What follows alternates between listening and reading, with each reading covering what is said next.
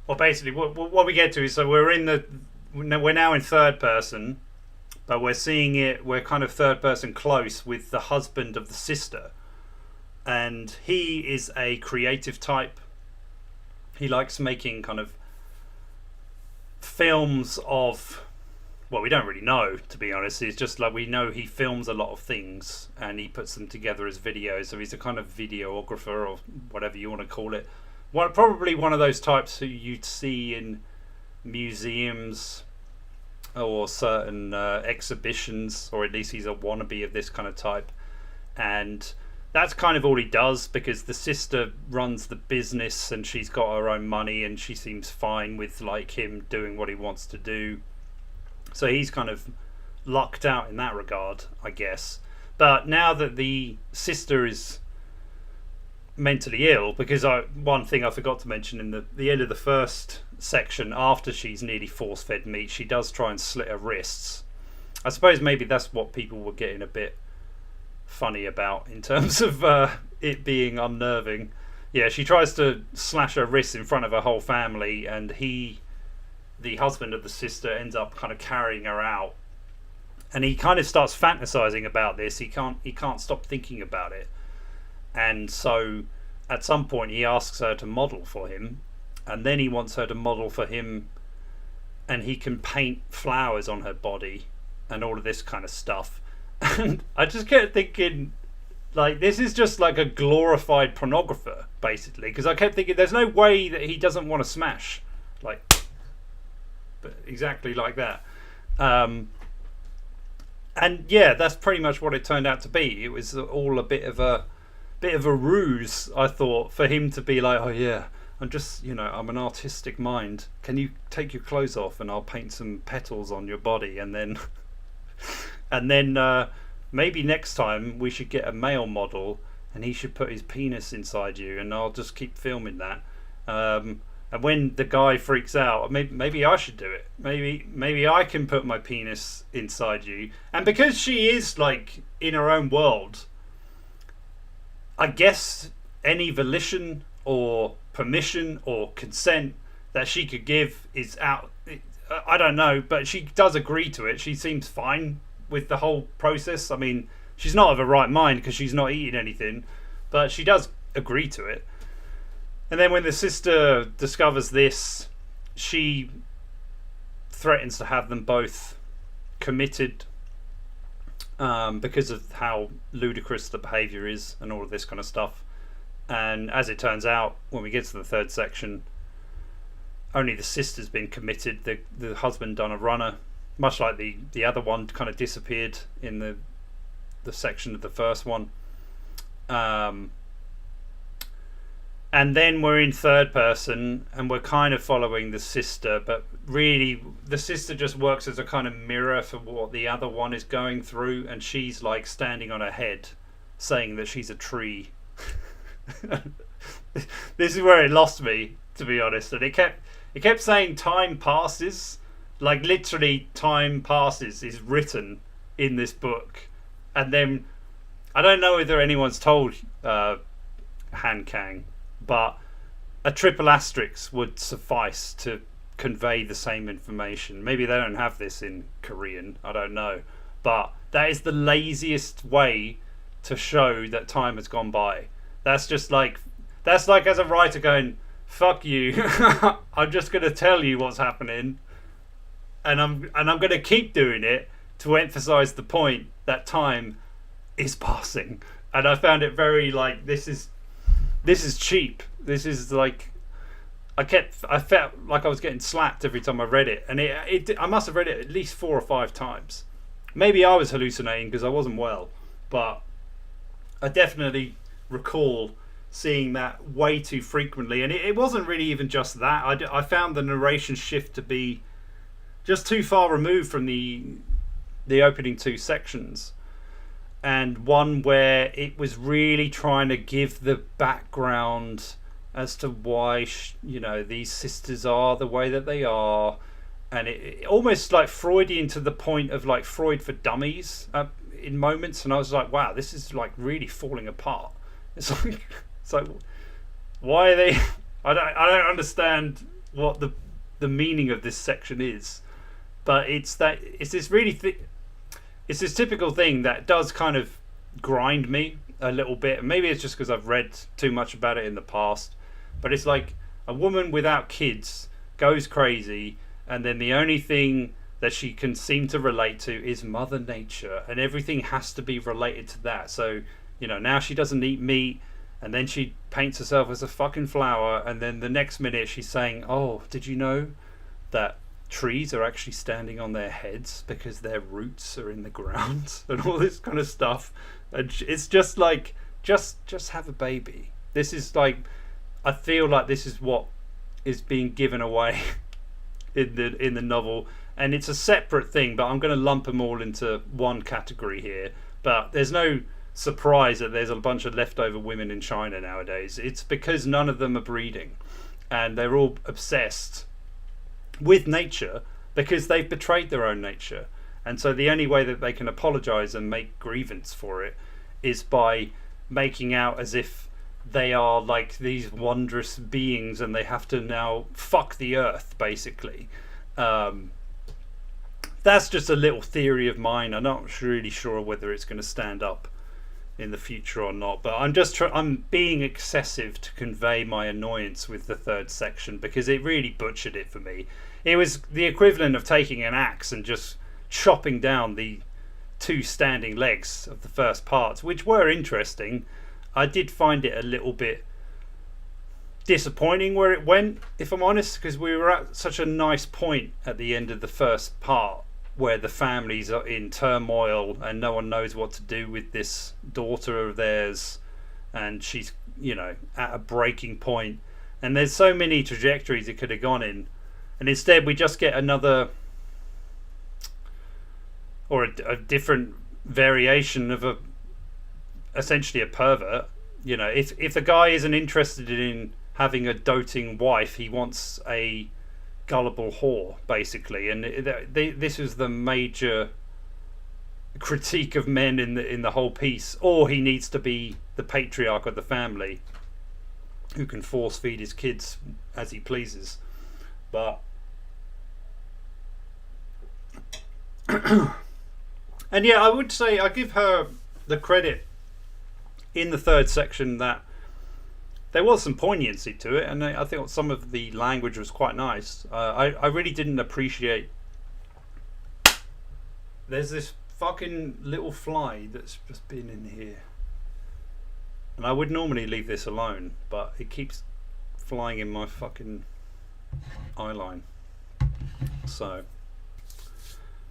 maybe I'm the one losing it. Maybe I'm seeing shit. Maybe I'm the one trying to get in touch with nature. I don't know. But yeah, I've probably gone a bit heavy on like my slight hate. But I mainly put that down to, this book's being touted as like one of the best of the last 10 years or whatever. And it's like, if you're going to give it that much acclaim, then the scrutiny it has to come under, I feel, has to be pretty big. It's nowhere near as good as what it's been made out as. It's good. I would say I enjoyed it, and I liked her style, and I would read more of her stuff, and I think that's probably enough overall. I would be dubious as to what the premise is, I suppose, or depending on what the premise is, I would be dubious.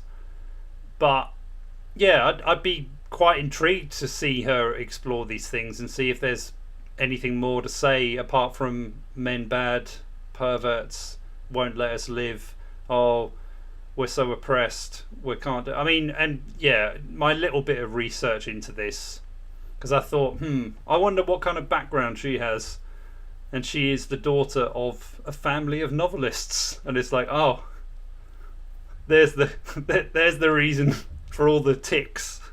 It's nepotism. A family within the literary circles of South Korea, and it's like being lauded as some fucking, it's all propaganda. It's like, oh, okay, that's why, because she's a decent writer, but she ain't fucking Kafka.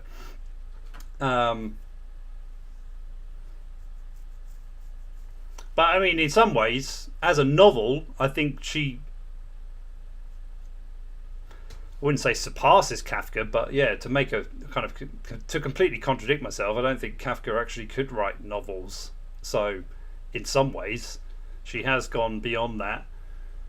And yeah, I do like the style of it. I actually like the audacity of switching the perspectives, which I thought was done pretty well. And I thought the way she wrote men actually was pretty on the money. I don't know whether that's because Asians are a bit more monomorphic than, you know, other cultures. I think only slightly, but you know, I think she does get into the head of the males pretty well. Maybe that's because she's got a lot of brothers. I don't know, but yeah. Aside from all that, I mean, I didn't I didn't appreciate how simple the language is at times. I mean, maybe that was a translation thing, but sometimes it was just like reading the sentences, and I thought, who's this written for? Like, so basic. And then she took the umbrella, put it by her side, and it was still wet, so the floor was moistened. It was like, what? Do I need to know this? Like, is this telling me something about her character or whatever? And I was just like, this is just surely pretty lazy. I don't know. Like, there wasn't a lot of that, in fairness, but there just was the odd moment where I was reading it thinking, like, what the fuck am I reading? Like, where did this go? Like, what at what point did it decide, oh, forget all of this insight into you know, male perspective and whatnot. We're just going to have this really outsider viewpoint of a mental institute, and we're going to get sad when we see how emaciated and on death's door this vegetarian character is. But we can't, I mean, there's nothing really else, or there's nowhere else to go with that. And I would argue that she decided to commit suicide the moment she decided to stop eating meat. Not because she was doing it out of any political reason or any or anything, to be honest. I just think like that was all a ruse for the fact that she's just decided, I'm going to starve myself to death, and the vegetarianism was just a convenient mask in order to, you know, implement this decision, and it worked essentially, or at least it's kind of left somewhat open, but no, not really. I mean, she's knocking on death's door, and the sister has to reconcile with a genetic mirroring that it's likely going to be her next kind of thing. And I don't know, maybe that was it was somewhat arguing about genetic determinism, or it was also saying how one person's decision to basically tap out of life, no matter how they do it, will have a ripple effect, and it would of course affect members, especially with the same gender.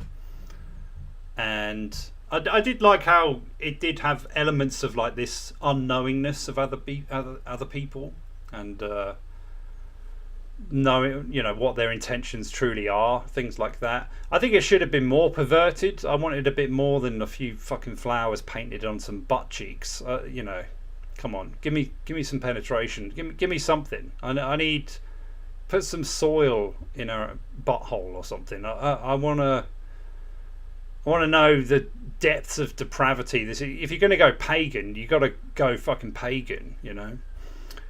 But it wasn't going to do that because it was trying to win the Man Booker, so it kept it pretty safe.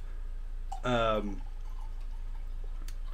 it was all right. It was all right. I mean, I've gone a bit hard on it overall. I have heard that there's a film of it, but I kept trying to think of like, what would this film be? This would just be a film with a couple, and then the woman's like, no meat, because she doesn't really speak. I'm not. This will probably come across racist, but like, no meat for me. No, thank you. No. And that's it. I have dream. I have dream. No meat for me. That's it. That's it. She's and then well, I'm supposed to be like all hearts and sympathy for this woman who just lacks any fucking vitality. I mean, maybe that is the point.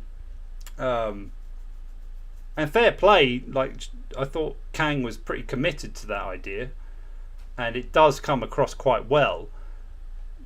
But there is an irony when, you know, at least your male characters have a bit of oomph about them, and at least like they know what they want. You know, the first guy is an arsehole, but at least he knows what he wants. And the same with the artist guy. He's like, I fancy me a bit of that, a bit of that mentally ill woman. She'd definitely model for me. In fact, I can probably have my end away with her as well. And yeah, I mean, they essentially get what they want, kind of, or at least like, you know, the first husband leaves her. But there was a lot of diatribe in it, and admittedly this is from the family of the woman who goes vegetarian.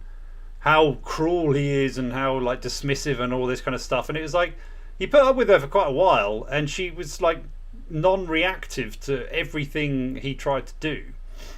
So, you know, at what point do you just go, okay, well, if you don't want to do this anymore, then get out of my life, you know? If someone's going to be like, you know, snap, change, you can't exactly expect other people's reactions to be all violin strings and understanding, you know? But maybe I'm just a cold, cruel man. I'm sure this book would say that I am, so...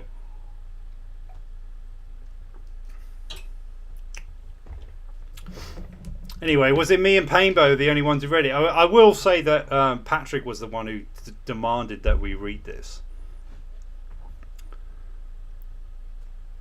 And I'm not really sure why. What was your... what tickled your fancy? Was it just because it was written by an Asian woman that you might have had a chance with? Because to make one final slightly cruel point, I did feel like it's quite possible that the author, having seen what she looks like, and she's not ugly by any means, she's just your average type of woman. I kind of feel like, by the way the women are described in this, it's her basically, or at least how she views herself. And I think Patrick read that and got, you know, teenage wood for the first time in years. Hello, Igor. I was not sure if the author tried to write a symbolic surrealist ending or was taking a piece. I think maybe a bit of both, actually. Because, yeah, there was one way I wanted to describe the ending, or at least, yeah, the third section, and I kept thinking second person for some reason. I don't know why, because there aren't any parts in it that are written in second person. But what it kind of cheekily does is go from being third person to kind of present tense first. Okay, but only for like a sentence, like a sentence long paragraph of just throw a bit of first person in there. We'll assume it's from the, you know, the lead, but not going to tell you. Like it was doing this thing where it kept shuffling between that, probably to convey the passing of time. I'm not sure, or the mental instability of the situation and the inhabitants of the hospital and all that kind of stuff. But I just found it to be like a kind of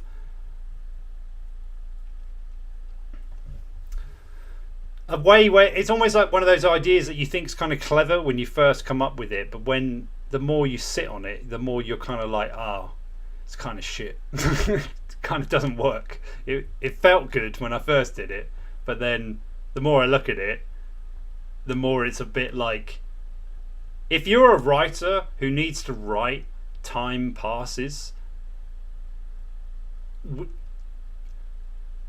you have the ability to convey that through language. You do realise this. You don't need to And if you want to get all surreal and symbolic with the imagery, by all fucking means, do it. But I just feel like a lot of the time, I don't know, maybe it's the editors who are doing this. Maybe they're like reading through a paragraph of gold and they're going, wait a minute, they've changed the perspective. We can't. Our readers are way too fucking stupid to know what the author's trying to do here. We need to just cut this down into bare bones fucking by the number minimalism and just make it time passes. That gets the message across, you know. And there are other authors who do this. I mean, Welbeck is guilty of it. He quite often shows and rather than, you know, or tells rather than shows. But there's a way of doing it. And there's a way where the author gains your trust because he does it, you know, a few sentences just to kind of establish the scene or the character, and then we move on. And that's it. That's all you need to know. With this, it felt like it was trying to not only do that, but then get some sort of credit for being poignant or, you know, profound in some way or another. And it was like, this isn't profound. You just took a fart on the page and now I'm turning it. And that's it. And, yeah, I mean, in case it isn't obvious, the third section fucking pissed me off. Fucking sucked. And I'd be tempted to give it 2 stars because of that. It was. I mean, considering it's supposed to be concluding the whole story, I actually felt like it took away, and I would have much rather have read the first 2 sections as companion pieces, and then maybe an epilogue to finish it off. You know.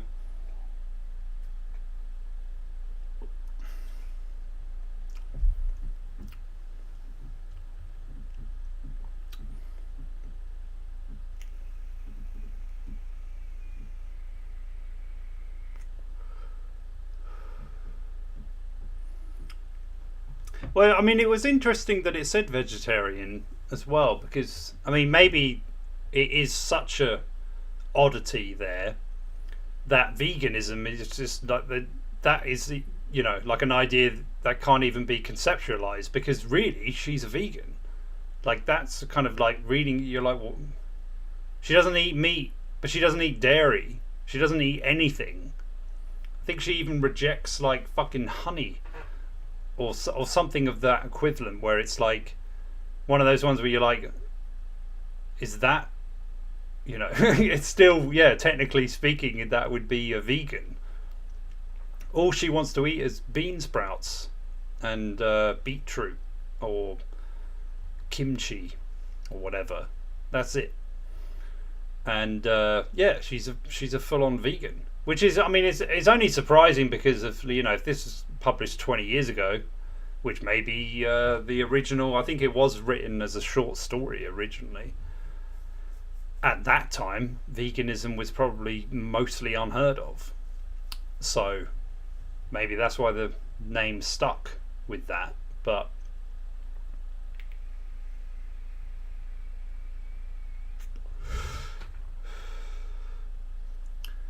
like veganism, her vegetarianism was just a ruse and a guise for her mental illness, pretty much. I mean, it didn't really, what she was saying is like, I am not going to eat anything anymore, and the only thing I'm going to supplement it with is just whatever's lying around. There's a tomato and I'll eat it, but that's it.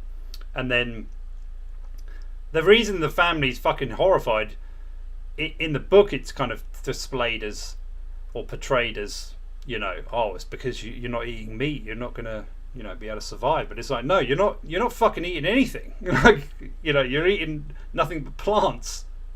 Of course, like, anyone would be concerned.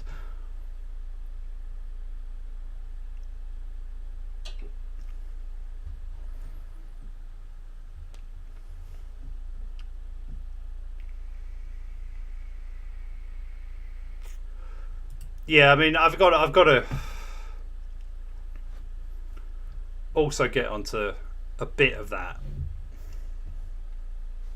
because the portrayal of mental illness in it, from a very vague kind of way, is good. I would say overall, like from the literal one where when we don't know what something is, what right do we really have to start pontificating over it and all of that kind of stuff? That doesn't mean that what the novel's trying to say is good, because it says nothing overall. Like, we just have this woman in a situation who decides that she's no longer going to consume a food product, and then the deterioration and trajectory that sends her down. And really, I mean, I don't know, has she had a complete mental breakdown? Was it always inevitable? Or there's a lot of room for conjecture and speculation, and that's all fine. But to say that this, you know, because she's the leading character of this, well, titularly speaking, but you know, she's more of a phantom, really. And I would argue that her whole decision is a suicide overall. You know, she's decided that she would rather waste away, and that's what, and her susceptibility toward influence becomes very heightened because she's not of her right mind, and that's where the pervy photographer guy comes in, you know. And that's what puts her into a mental institute, because she happens to fuck her sister's husband. And yeah, I mean, I suppose in some ways you could look at it as a kind of family tragedy, where it's like one decision leads to another, and then you see how fragile it really is on the surface and whatnot. But the truth could be said of pretty much any family. So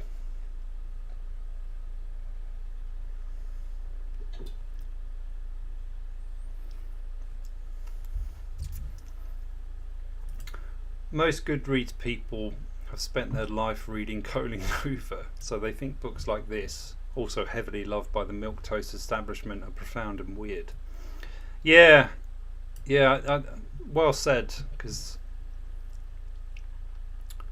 But that's what's mind-boggling to me, because I'll come across as a total arsehole on this, but I think I'm in the... I should be a normie in this situation. Like, this should be the normal reaction to this type of book.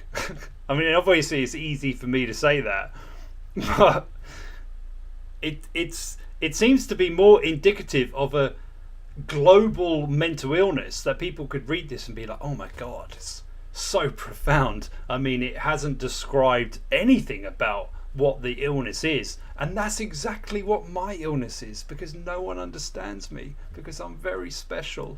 And I'm so special that they haven't even fucking diagnosed what the problem is or come up for a term with it yet.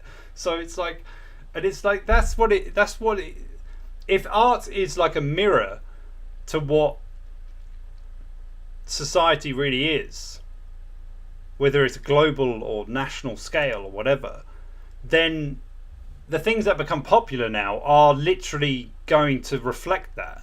And what I would argue is that the vegetarian in this is a narcissist overall. She's a narcissist, but a very failed and depressed one, who, through her own egoism, decides, okay, enough is enough. I am going to wither away, starve myself to death. The reason it gets the Kafka fucking comparisons is because of a hunger artist.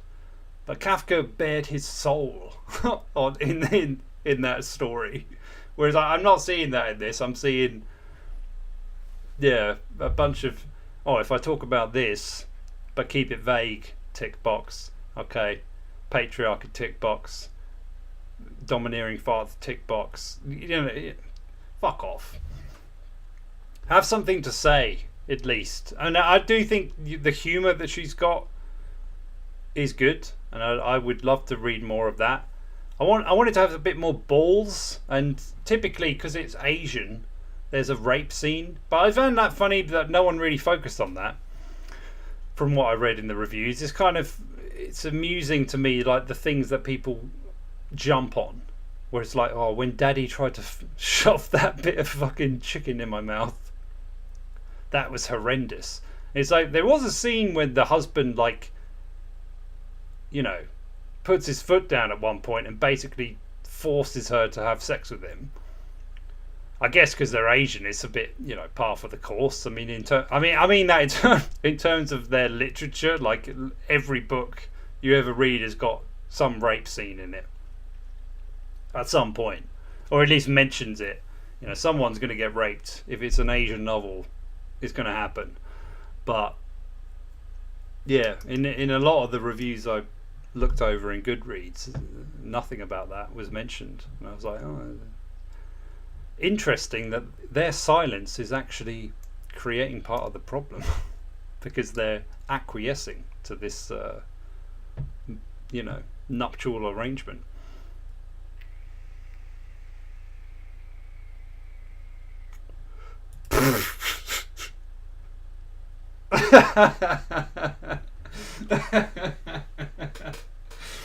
Yeah, that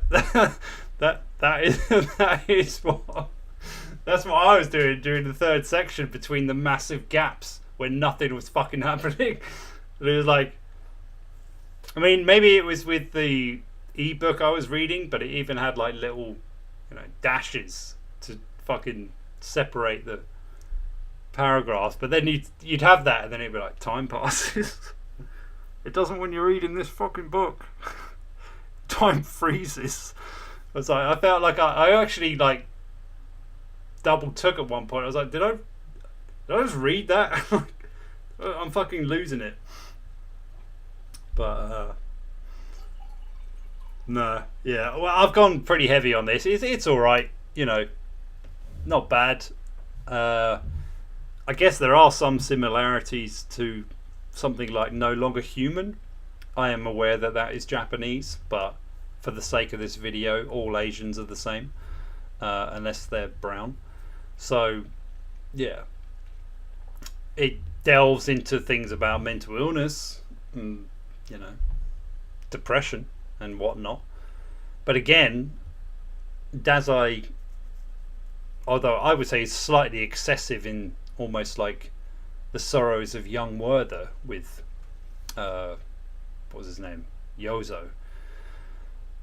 Yeah, it's it touches on similar themes basically, but it's interesting that in the more modern times we just keep it as vague as fucking possible. You can't use the excuse of I had a dream. Fuck off. Like the amount of times you read about people critiquing writers who dare have a dream sequence in their books, when it happens all the time anyway. But there's this massive like thing about, oh, you don't want to do that, blah blah blah, because it's cheap and all this kind of stuff. It's cheaper when you use it as a personality trait or a reason for someone doing something, especially when they're a woman, because it just lends itself more and more to this whole thing of like, well, it's just how I feel. It's just how I feel, and that's all that matters. That's just what I want. And it really flies close to the astrological sun, if you know what I'm saying. It's just made up poppycock, and you might as well blame it on Santa Claus, because you've said nothing, and yet apparently that's enough. Like that's enough. You might as well say Jesus was in your cereal or something, and that's the reason you decided you're never going to eat goat ever again or whatever. It's just like there's no rhyme or reason to it. And if you add that as a personality trait, she better be fucking mental, because it's again, I would say it's cheap, because it's a really easy get out to just be like, well, it's because they're crazy. What, you know, what else do you want from me?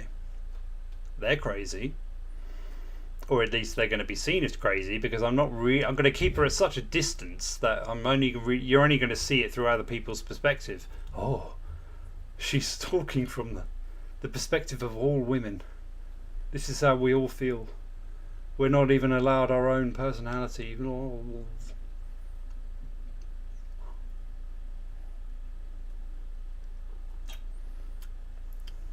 I mean, I'll give her a due. I mean, she's got me ranting, which I'd like to say is more difficult, but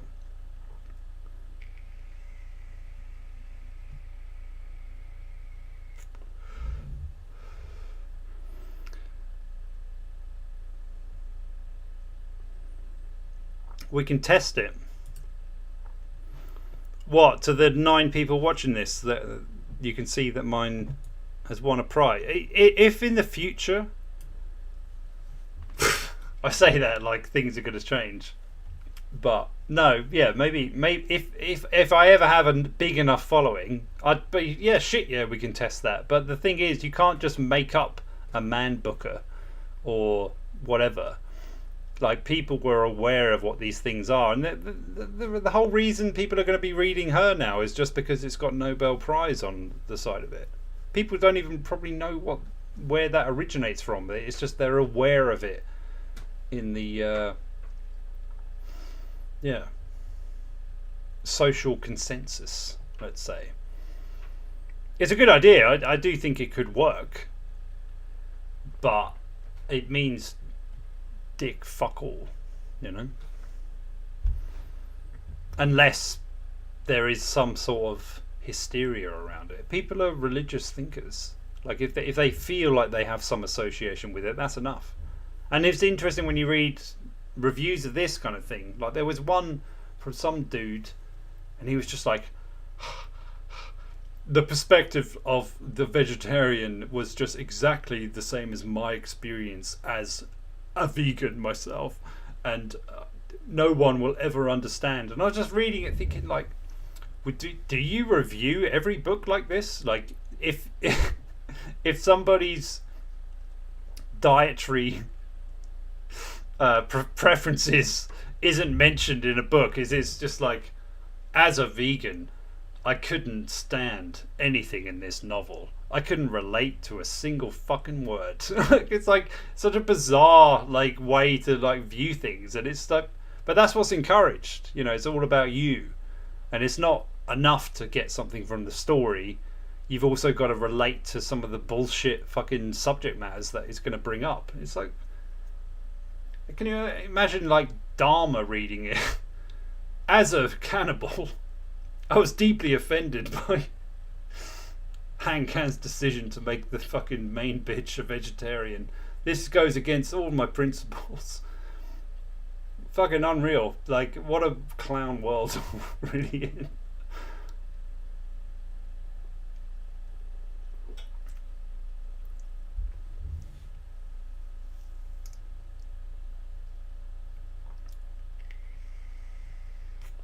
Yeah, it was fucking lazy as well. Really lazy.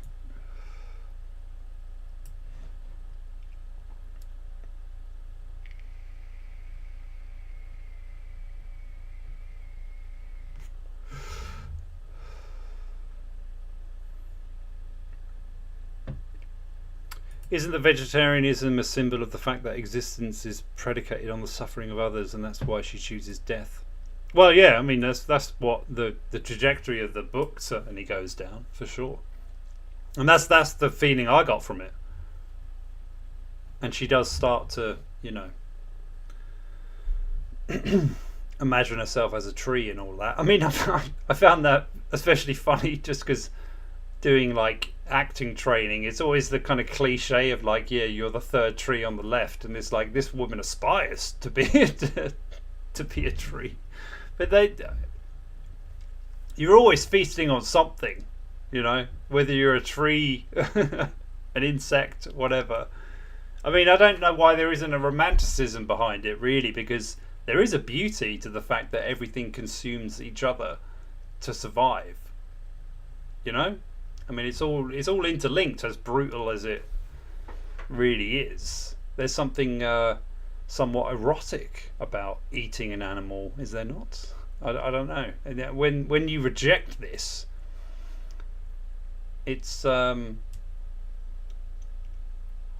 defiance of somebody with a very pitiable God complex, I would have thought, overall.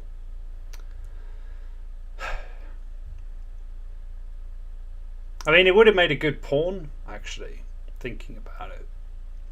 Like, you could have had a nice setup with the beginning. It's like, you don't want my meat. You're gonna have my fucking meat. And in the next part, she discovers herself and she reopens her imagination, and she actually like draws new holes and orifices on her, desperate as she is for that meat. And then by the end, it's like, yeah, you can burn the ending.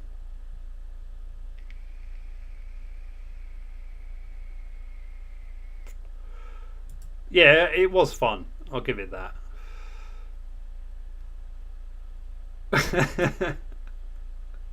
Nice.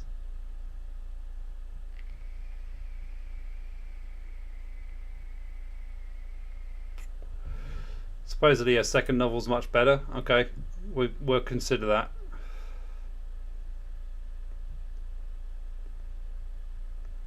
Does Kang speak English? That would intrigue me. Probably not.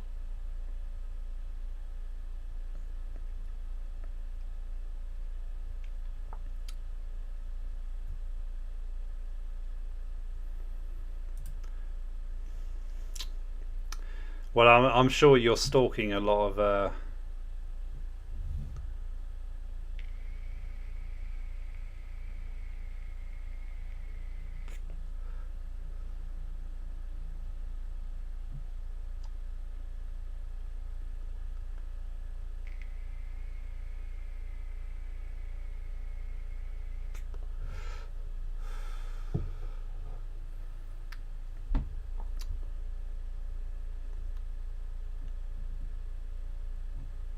Well, if you think up a good title for an award, I mean, you could even make it official. You know, watch some Nathan For You.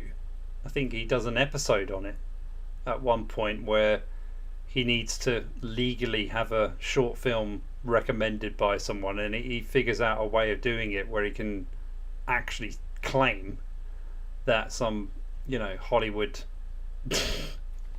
dude rated his film, and he puts it in a situation where the only other film is some guy farting for a minute. So it's yeah, done deal, pretty much. I mean, I kind of do it anyway. Like, if a few book bloggers or whatever say something half decent or even scathing, I'll throw it in my blurb. It makes fuck all difference. You need money. That's how it works. Or you need to become.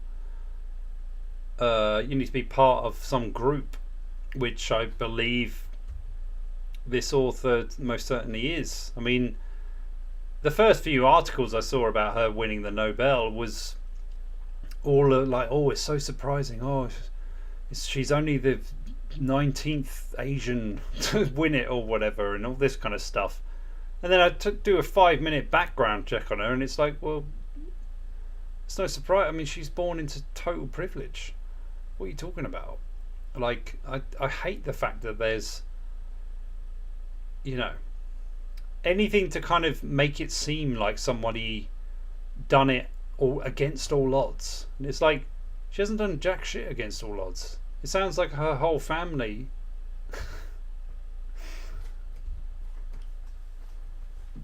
basically paved the way toward her becoming a very well-known author.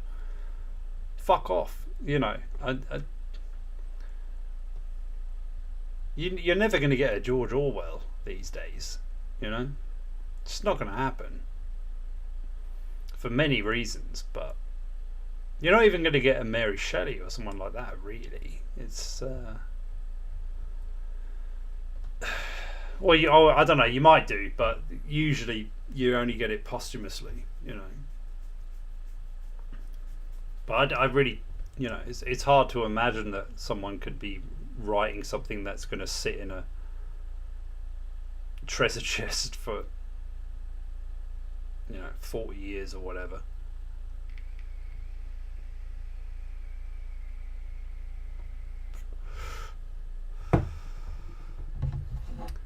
Anyway, I think I'm done with the old rant.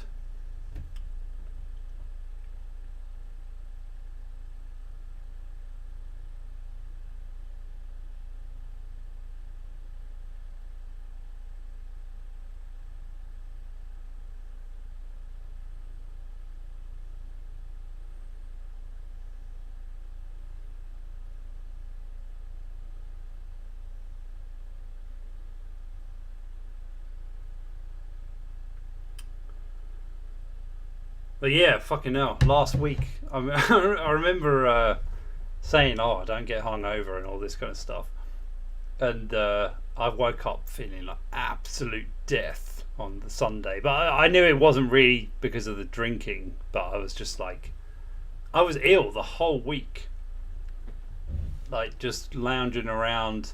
I did manage to read this shit, and that might be partly the reason I've gone a bit hard on it, because I felt like shit when I was fucking reading it. But yeah, I think it might have even been the coof. I'm not sure, because it's still kind of loitered a bit. But yeah, well, I'm hoping that is over with for now, and we need to decide.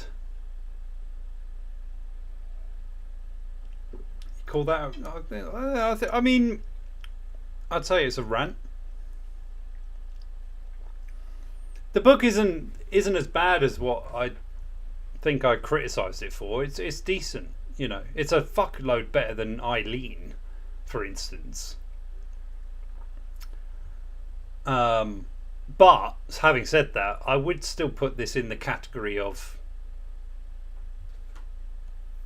women ruining literature, not because of the because of the authors involved necessarily, but just because of the discourse surrounding it. It's kind of like, wow, talk about sucking off the wrong dick, you know. It's I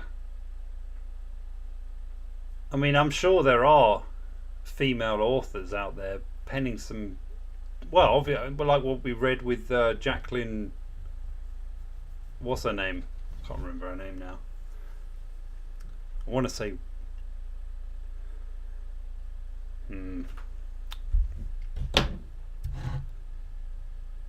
I won't embarrass myself, although I probably should remember. Harpman, yeah, Jacqueline Harpman. That was a great book, you know. I love that. It's probably one of my favourites that we've featured so far. And I don't really buy into this whole like, oh, it's a female author, oh, no, it's going to be different. You know, it's like it doesn't really make fuck all difference overall. It's more when I get, you know, I get hyped up, you know, on apparently because it's female author discussing the blah blah blah blah blah, and it's like just give me the book. Let me read that, and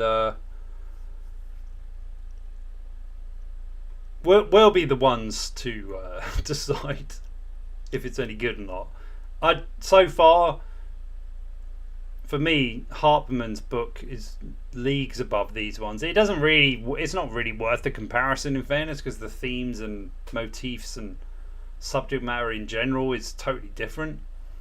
But in terms of something refreshing, well written, actually, something that is just nice to read, I think Kang has that ability despite some of the translation issues. And even Mosfet has, you know, she's fine, you know, but there wasn't really much of a story there with Eileen, and overall I hated that book, to be honest. A load of shit. But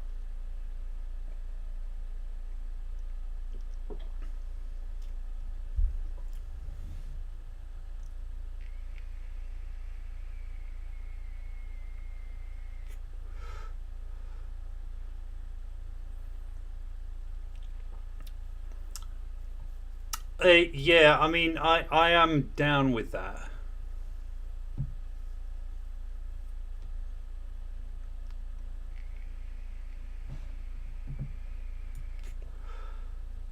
less than 100 pages. I mean, you said that about this, I think, and this was 300, I think.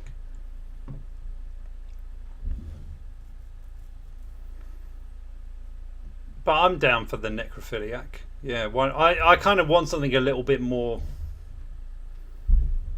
in your face, you know, something a bit grotesque. Especially after reading about how trigger fucking heavy this one is. I don't get the modern person. I really don't. You see, like, a lot of things. Like, there was that stupid Blink Twice film, and it had this trigger warning before the film began. And I'm like, this whole thing has become like a form of propaganda within itself. It's like, why are you warning me about an 18 film or even a 15 film about the fact that it might have some disturbing shit in it? It's like, yeah, I'm old enough to watch it. The trigger warning is in the fucking censor rating. You're aware of that, right? That's why they had 12s, 15s, 18s. That was the whole point. Not, oh, we need to specify exactly what it is just in case. Do me a favour, Jesus Christ, you're not that important. You're going to die like everyone else, and your life means nothing. So shut the fuck up, read the damn book, watch the movie, and that's it. Stop relating everything like as if everything you consume has to be a mirror. You disgust me.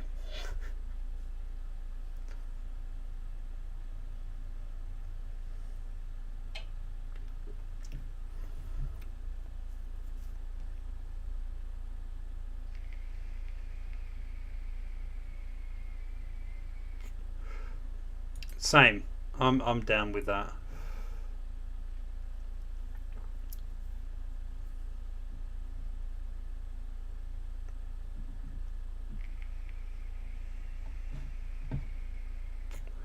Well, I think it's decided we'll read the necrophiliac. I'm down for that anyway. The only thing I'm slightly reluctant, I actually want to have this in paperback, but there's not enough time for me to get it, and I do have a specific edition that I'd like to get my hands on, but I don't have enough fucking money for that, so I'm fine with just getting the ebook and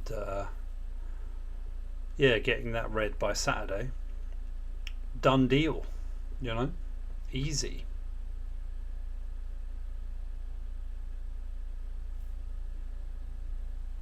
Oh, you're getting your excuses in early.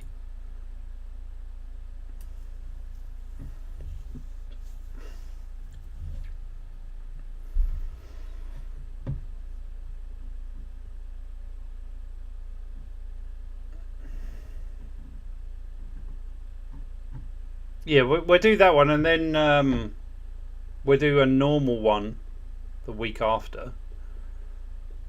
And then there will be a point soon where I'll be away for a little while, and I'm thinking we should actually tackle a bit of a beast during that time. But we can discuss that nearer the moment. Have I read 1984? Yeah, I've read it, yeah.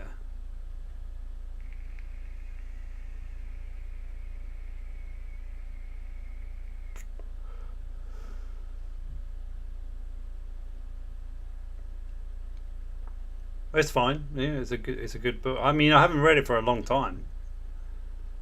I don't know what I'd think of it nowadays.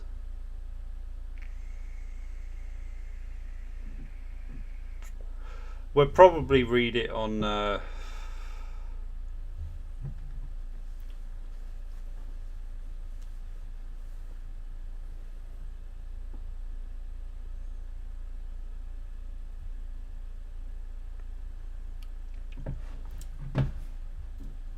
let me check. I'll check on Goodreads for you.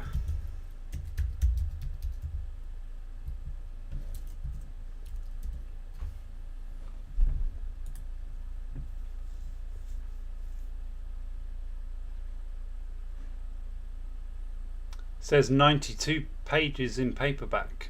Yes, it's short. Published in 1972.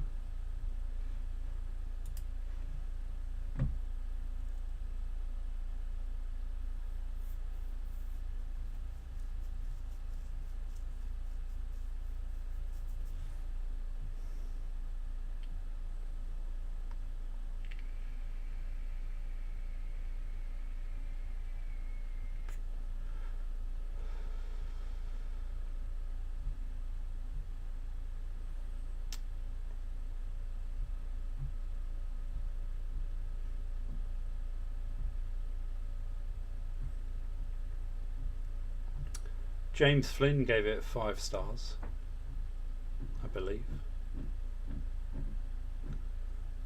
He would though, wouldn't he?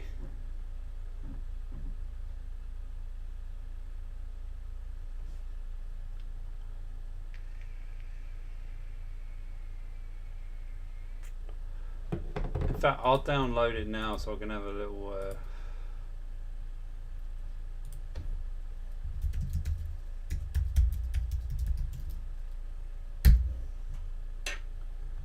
boom. Smashed that spelling first time. Okay, let's have a look.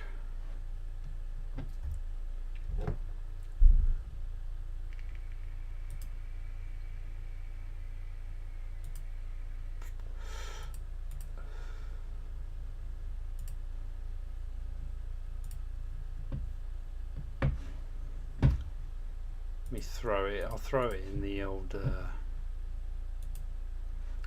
I mean, I normally on the when I had Patreon, I'd throw it on there, but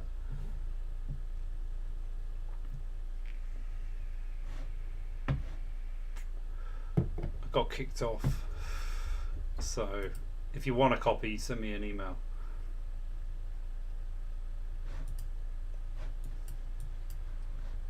Okay, this is still loading up. It's fucking slow.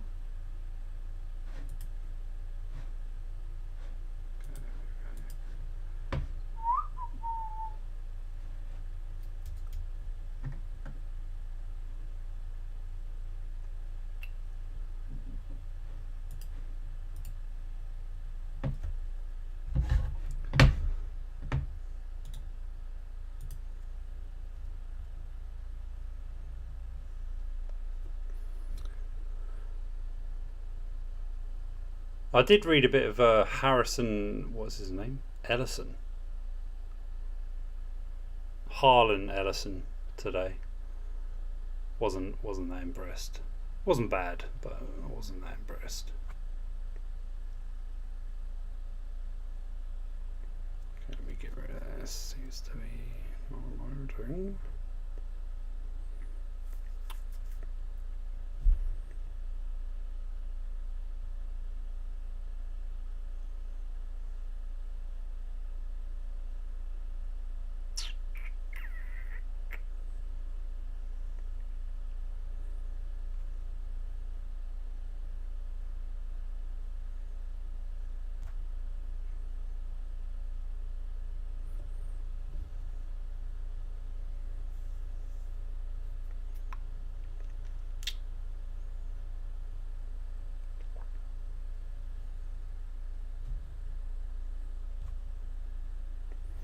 Fuck off.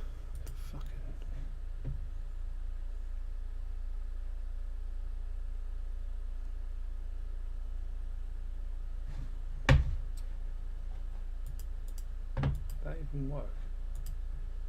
Maybe it's there.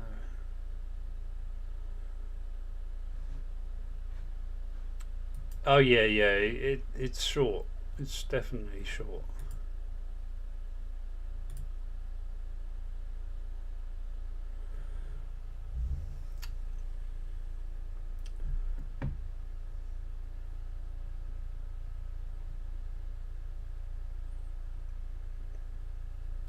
Don't know why it's not loading into my fucking phone.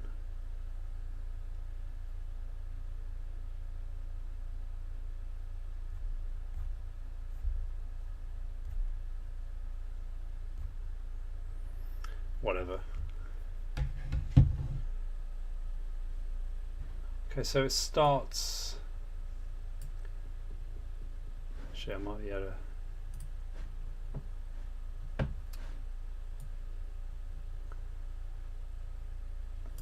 The grey eyelashes of this little girl cast a grey shadow against her cheek. She has lost the sly, ironic smile of those who know a lot. Two uncurled locks frame her face, descending to the hem of her blouse, which has been pulled up under her armpits to reveal a stomach of the same bluish white seen in certain Chinese porcelain. The mound of Venus, very flat, very smooth, shines slightly in the lamplight. It seems to be covered in a film of sweat. I spread the thighs to study the vulva, thin as a scar. The transparent lips are pale mauve. But I still have to wait a few hours for the moment the whole body is still a bit stiff, a bit clenched, until the heat of the room softens it like wax. This little girl is worth the trouble. It's truly a very beautiful dead girl.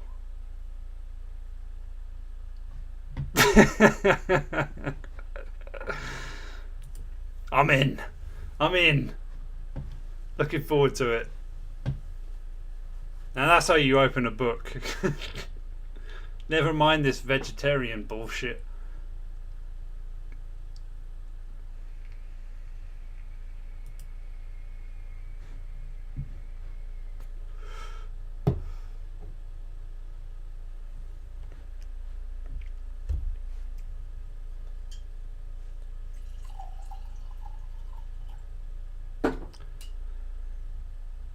Right, well.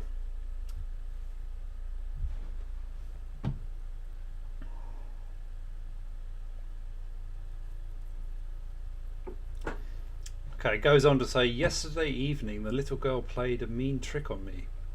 I should have been more careful of her with that smile of hers. While I was sliding into that flesh, so cold, so soft, so deliciously tight, found only in the dead, the child abruptly opened an eye, translucent like that of an octopus, and with a terrifying gurgling, she threw up a black stream of mysterious liquid on me.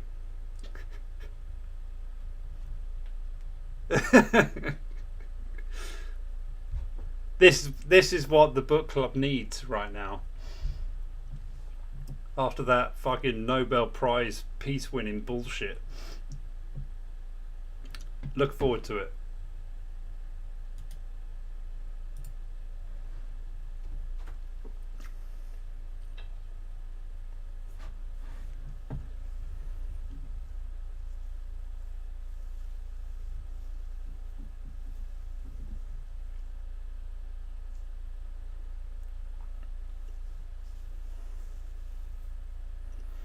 Yeah, exactly. It needs to prove its worth if I'm gonna fucking buy it at some point, because I'll read that in a couple of days, if not a day.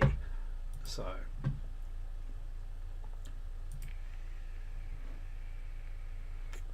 sounds fun though.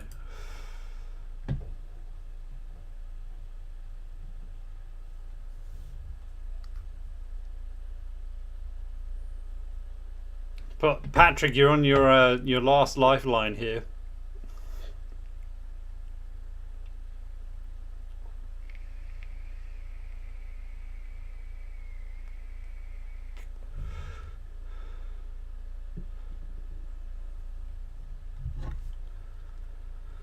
Yeah, well, we could talk a bit about football, I guess, if you want. I don't have much to say. I mean, in a weird way, I did watch United yesterday, and I was just like, at the end of it, just thinking like, I don't even know why I'm doing this anymore, you know. And then the problem is today it's giving that spark of like, oh, okay, at least things are going to be different, but are they? You know, I don't know. But yeah. It's my. I mean, to be honest, I'm not going to go into the football stuff. Maybe at some point I'll do some football streams because they're totally unrelated to this stuff, you know. But I'm going to call it a night, I think. unless anyone wants a little spinny spin, then you know, call it a night. It's Monday. I'm sure you lot have got many things to do, you know.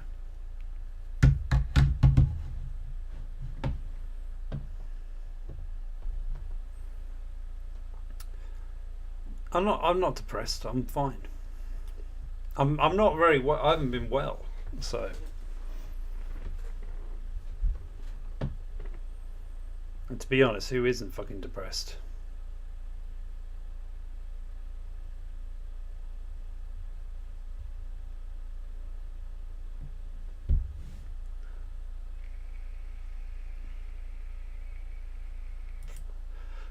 Yeah, you wish.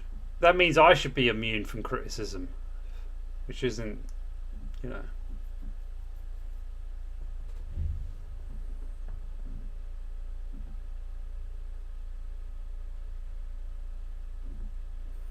Just get the copy of the fucking book. It's not that difficult. It's easy to be, you know.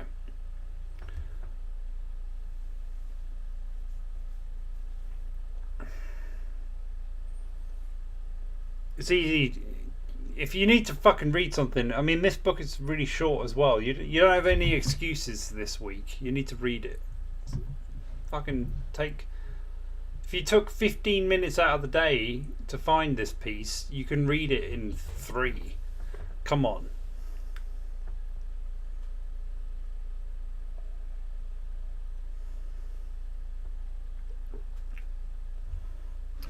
Will there be a Christmas stream? Probably. Yeah. I'm glad you're making plans. Yeah, there will be. I don't know whether it will be book related. Maybe I'll do a co-conceived special. Been a while. But no, yeah, we'll do something for that. Why not? And yeah, I'll keep you abreast of all the news as it goes on. Yeah, we can figure out what award you're going to give my book.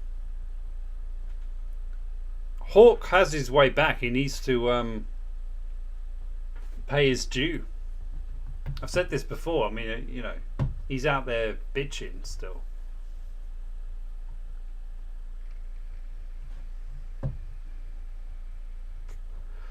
Be the 21st, will it? Okay.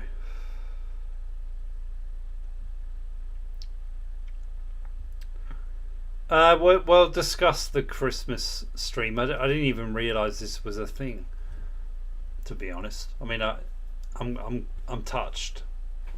I'll think of something.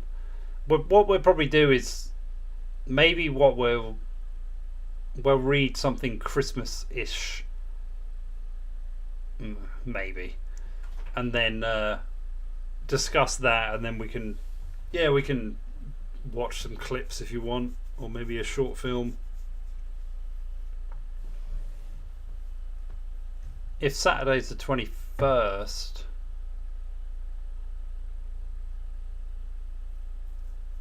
yeah, I'm not really sure what I don't really have any plans this year, so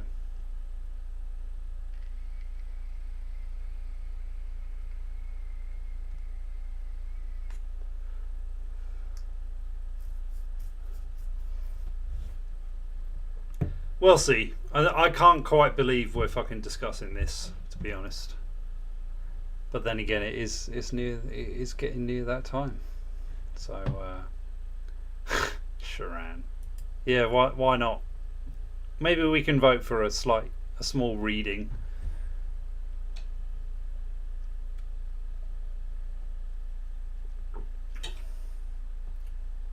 Maybe I'll open a Discord for a little movie watch. But you know.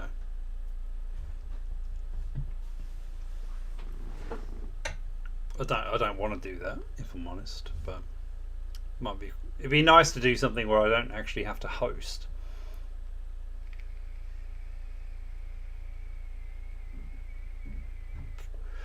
Anyway, it's been fun. I'm going to fuck off now. Considering you cheap bastards don't want to contribute a fucking thing.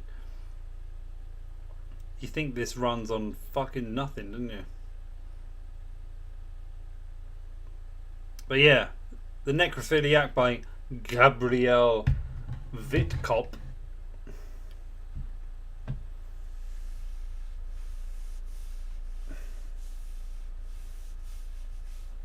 is the next book.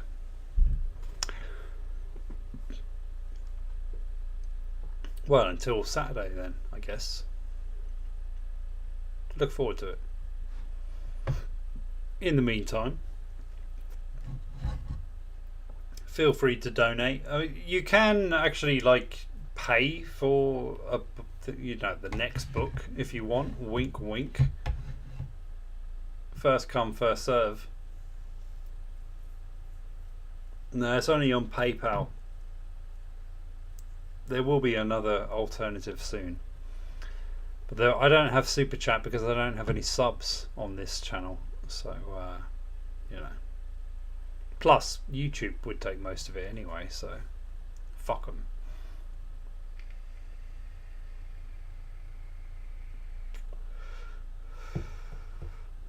I'm fine with Super Chats. They just don't allow you to have them until you've got 1,000 subs or whatever. Anyway, I'm off. I'm flagging here. So yeah, have a good one. I'll see you sooner than preferred. So yeah, there's that.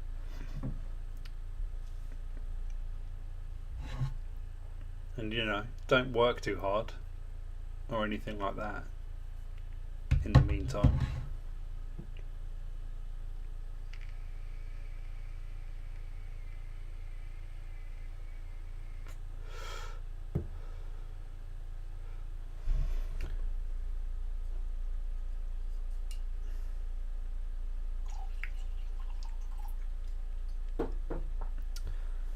And yeah, well, I mean, you're being fucking weirdly quiet, so it's like you're trying to tag me on, keep me going for a little while.